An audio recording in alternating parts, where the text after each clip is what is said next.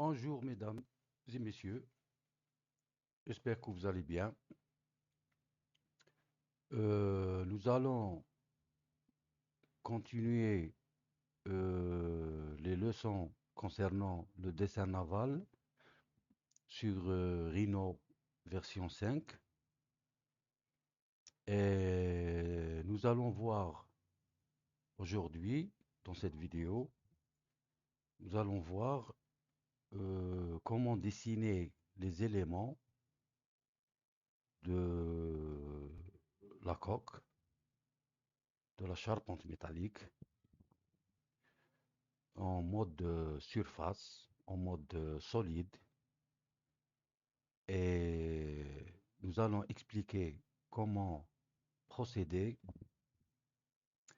et comment faire, comment extraire les renseignements en ce qui concerne le poids, tel que le poids et le centre de gravité, et aussi certaines données mécaniques. Alors, certaines données mécaniques qui seront exploitées ou bien utilisées dans les calculs tels que l'échantillonnage, le devis de poids et en complétant le chapitre stabilité par le poids total de la coque, le devis de poids, et puis, si vous voulez, la stabilité dynamique, parce que vous savez que dans le chapitre stabilité, on commence par l'hydrostatique du navire, qui est un chapitre qui nécessite seulement la géométrie du bateau, mais pour compléter la stabilité dynamique, il faut impérativement introduire les données de, du poids du bateau ainsi que son centre de gravité. Alors pour le centre de gravité, comme vous savez, il y a trois coordonnées, à savoir la hauteur, le VCG, Vertical Center of Gravity, le TCG, Transversal Center of Gravity, et LCG, Longitudinal Center of Gravity. Et ça, c'est des données cruciales dans l'élaboration du projet de la stabilité. Il y a un autre chapitre qu'il faut compléter à partir du dessin, bien sûr. C'est ça l'avantage du dessin 3D en mode solide, c'est que on peut extraire beaucoup d'informations géométriques et mécaniques pour compléter les différents chapitres. Alors, un deuxième chapitre, c'est l'échantillonnage. Alors, comme vous savez, le calcul de la section maîtresse, bon, j'ai pris un exemple déjà élaboré d'un cargo, un cargo simple, et les calculs préliminaires euh, étant faits, notamment sur l'écartement de construction, l'écartement réglementaire des raidisseurs, et puis la position des cloisons. La position des cloisons. Alors, pour le calcul de...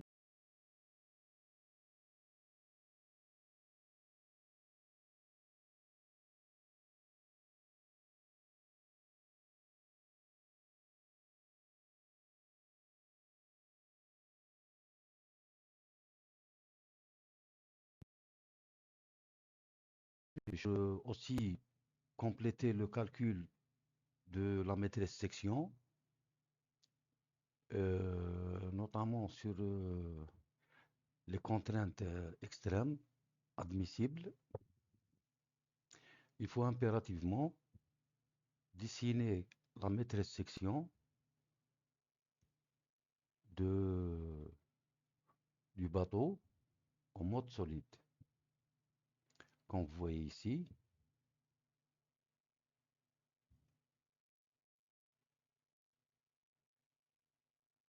Alors, ça, c'est la maîtresse section avec les différents raidisseurs. Alors, nous avons ici utilisé un plat à boudin concernant les raidisseurs longitudinaux. Bon, c'est un système de construction mixte. Sur, le fond et le double fond, on utilise le système de construction longitudinale. Et puis, au niveau des murailles, on utilise le système de construction transversale. Bon, nous n'allons pas voir tous les détails concernant les calculs qui sont faits au préalable. Seulement, nous allons voir quelques conseils, quelques astuces en ce qui concerne le dessin de ces éléments. Alors, première des choses, ce qu'il faut savoir sur Rhino, ou bien n'importe quel dessin, n'importe quel logiciel de dessin. Alors, j'ai pris ici déjà une forme de cargo 3D en mode surface. Bon, je l'ai pris, vous pouvez faire un exemple, prendre un exemple depuis un logiciel spécialisé tel que Maxsurf ou bien Delphship, par exemple, et, et commencer à faire votre propre plan de construction pour apprendre. Donc, ce qu'il faut savoir, c'est on prend un modèle 3D en mode surface qui définit la géométrie du navire, et puis on commence à décortiquer ou bien placer les écartements. Sur chaque écartement, normalement, nous avons un couple transversal. Ça, c'est en supposant que c'est un système de construction transversal. D'accord? Alors, euh, le dessin est, le dessin est commencé, c'est-à-dire on commence le dessin par le mode filaire. Qu'est-ce que c'est le mode filaire? Si on fait une coupe du bordé extérieur, par exemple la surface, si, si par exemple un couple comme ça, on va voir comment. Bon, ça c'est déjà fait. Je prends par exemple, je vais doubler pour vous montrer, je vais doubler la surface pour vous montrer comment procéder à extraire des fils ou bien des sections en mode filaire. D'accord? Alors, nous allons doubler la surface par exemple, comme ça. D'accord? On va utiliser ces points comme repère de définition des couples. Alors, sur cette surface, on peut extraire un couple, par exemple, n'importe quel couple, en exécutant la commande section. Ça, bon, on sélectionne la surface, exécuter section, on prend un couple, par exemple ici, n'importe quel couple, et en définition, une trajectoire avec la souris sur le curseur. Vous voyez le curseur élastique ici, au-delà de la surface, d'accord, qui comme un couteau, si vous voulez. euh, c'est la même chose si on prend un couteau et on coupe la surface. On le fait avec la souris, bien sûr, d'accord. Et comme ça, la surface, on trouve le chemin du couple sur la surface, d'accord. Alors, si on veut dessiner, par exemple, nous avons ici la ligne de pont, en vert ici, la ligne de pont. Alors, c'est une ligne filaire qui définit la ligne de pont sur la surface du bordé extérieur. Alors, pour dessiner la surface du pont, il suffit d'exécuter surface par section, par exemple, cette courbe avec cette courbe. Alors, on définit une surface entre deux courbes. On définit une surface plane. Bon, si les courbes sont exactement planes, on peut utiliser à partir du courbe plane, on peut exécuter cette commande. Bon, malheureusement, les courbes ne sont pas planes. Alors, on utilise surface par section. Parce que les courbes ne sont pas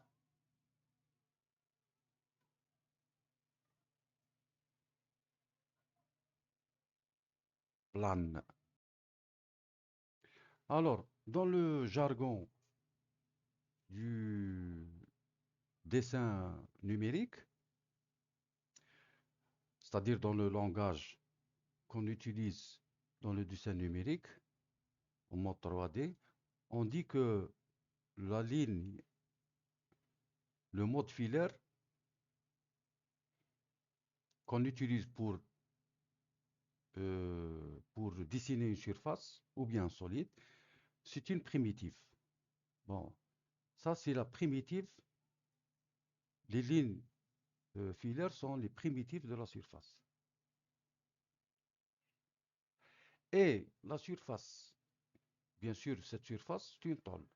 En supposant que la surface du pont a une épaisseur de 10 mm, on peut dessiner une tôle de 10 mm en extrudant la surface avec une hauteur de 10 mm. Alors, on met solide, extrusion d'une surface 3. Alors, nous avons ici le curseur élastique, vous voyez, l'extrusion, elle est perpendiculaire à la surface. Nous avons ici la direction, elle est déjà bonne. Les deux côtés, si on met deux côtés, on extrude dans les deux côtés. Donc, ça dépend des repères, le repère 0. C'est-à-dire, si on veut extruder notre tôle dans les deux directions, donc on introduit, c'est-à-dire pour obtenir 10 mm, on introduit 5. Parce que ça va extruder des deux côtés 5 mm, 5 mm. Donc ça fait 10. Sinon, parce qu'on a pris le repère de la surface sur 0. Sinon, on extrude vers le haut. Donc on fait un seul côté. On décoche ici deux côtés non. Donc solide oui. Effacer l'original. Bon non, peut-être on aura besoin. On peut effacer. Et puis, sur la ligne de commande, il attend de nous, c'est-à-dire que nous introduisons l'épaisseur de l'extrusion. Ici, par défaut, c'est 10. Donc, on peut écrire 10 ou bien faire directement entrer, parce que la valeur par défaut est déjà 10. Donc, on peut écrire ici 10 et puis faire entrer. Alors, nous avons une tôle ici en mode solide de 10 mm. L'avantage, déjà, nous avons un solide 2D simple, extrusion selon une hauteur, d'accord? Nous allons voir comment extruder une primitive le long d'une courbe. Donc, nous avons extrudé droit, donc une tôle simple en 2D. Nous avons extrudé en droit, nous avons obtenu une tôle avec épaisseur. Voilà, du pont. Donc, c'est une polysurface. L'avantage de ça, déjà, on peut faire un devis. Alors, en allant sur Outils, Analyse, propriété mécanique. Donc, on peut faire calcul de volume. Alors, sur la ligne de commande, nous avons volume 9,38 10 puissance 9 mm3. D'accord? Et puis, on peut faire propriété mécanique centroïde du volume. Alors, Rhino va nous donner le centroïde du volume. Il va nous donner en chiffre numérique x, y, z. Et puis, si vous remarquez que il nous a donné un point. Voilà le point. Alors, je recommence la commande pour voir l'exécution de cette commande. Alors, remarquez bien dans cette région, la création du point. Analyse, propriété mécanique, centroïde. Voilà, il nous a créé un point qui représente le centre de gravité du pont. Alors, cette commande, elle est cruciale. On peut le faire pour toute la charpente du bateau. Il va nous donner un point qui représente le centre de gravité de la coque. On va revenir sur ça. Donc, maintenant, on va voir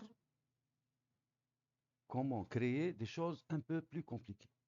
Bon, je note une remarque ici. Pour les cloisons, c'est la même chose. D'accord? Ici, nous avons en bleu ici la position des cloisons transversales. D'accord? Donc, qu'est-ce qu'on peut faire? On peut, on peut faire, euh, on peut extraire sur, je vais effacer le solide, je ne vais laisser que la surface du pont. Donc, il nous faut une section du pont ici. Il nous faut une section du pont. Donc, courbe, section.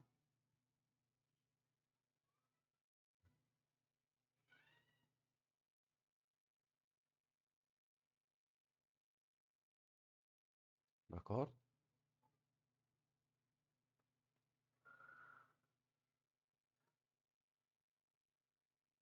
Bon, on peut utiliser ce point. Je crois que la ligne n'est pas... Bon, on peut utiliser ce point-là. Donc, je vais effacer celle-là. Donc, on utilise courbe, courbe, section. Bon, j'utilise l'accrochage objet point. D'accord? Et puis, j'ai ici la courbe délimitant la cloison sur le pont. D'accord? Donc, je vais délimiter les deux courbes ici pour en faire une courbe fermée, les deux couples, bâbord et tribord, et sur le pont. Je change la couleur pour qu'elle soit bien claire. Et puis, à partir de ces trois courbes, je peux utiliser la commande à partir de courbes planes, puisque je suis sûr qu'ils sont dans le même plan, exactement. Donc, pour les surfaces planes, la meilleure commande qui est très, si vous voulez, très légère en ce qui concerne la mémoire et la plus simple possible, la plus simple surface possible en 2D, c'est essayer d'utiliser surface à partir de courbes planes au lieu de réseau de courbes ou bien de bords. Parce que ça va créer des surfaces un peu compliquées qui peuvent générer des problèmes après. Si vous êtes sûr que les courbes, les primitives se trouvent dans le même plan, alors essayez d'exécuter à partir du courbes plans. Ça vous crée une surface exacte à partir des primitives et ça va créer une surface simple et aussi légère que possible concernant la mémoire du dessin. Et ainsi de suite. Ainsi de suite pour toutes les cloisons.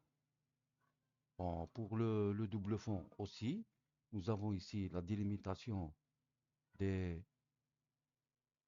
des surfaces, des courbes, les courbes vertes ici.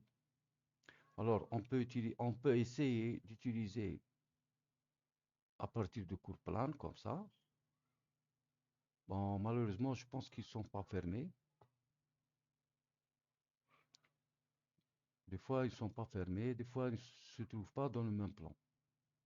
Normalement, normalement, ils se trouvent dans le même plan. Je sais pas. Je sais pas ce qui se passe ici. Bon, c'est pas grave. Je peux utiliser par section entre les deux courbes. Et voilà. Donc ça, c'est la surface du double fond. Comme vous voyez. Maintenant, nous allons essayer de faire,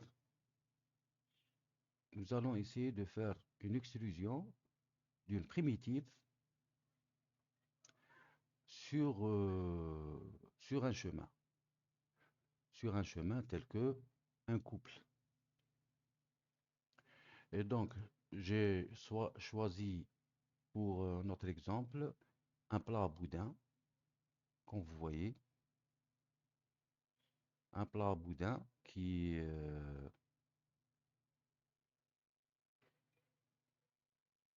un plat à boudin, bon, qui représente, je l'ai pris à partir d'une librairie. Bon, comme vous savez, qu'est-ce qu'une librairie? Une librairie représente les primitives des, des éléments mécaniques, architecturaux et dans toutes les disciplines. Donc, tel que ici la charpente métallique, on peut avoir une librairie de profilés, tels que les plats à boudin ici. Alors, nous avons, si j'ouvre la librairie, elle est donnée en DWG, c'est-à-dire une librairie en AutoCAD. Alors, nous avons un plat à boudin de 120 x 6. 120 représente la hauteur. 120 représente la hauteur. Bon, ici, la cote. La cote, elle est petite. Les dimensions, je vais changer. Bon, c'est trop grand. Trop grand. Je vais mettre. Bon, c'est 120. Et bon, je mets un chiffre après la virgule. Donc, la hauteur du plat, c'est 120. Et puis,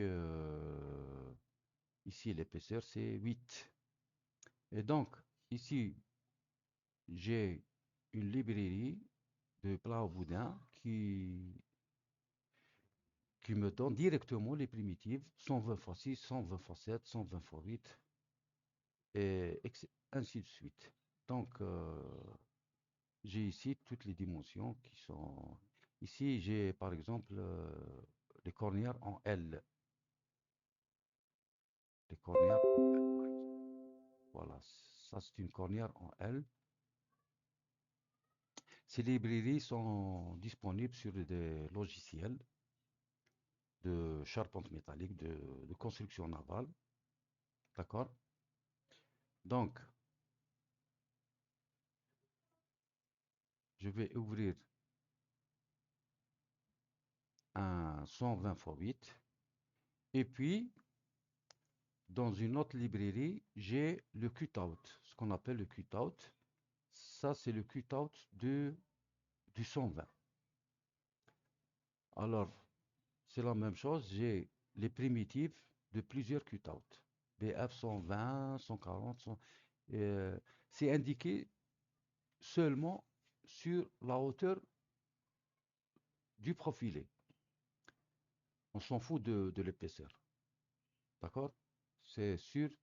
Donc, la position du profil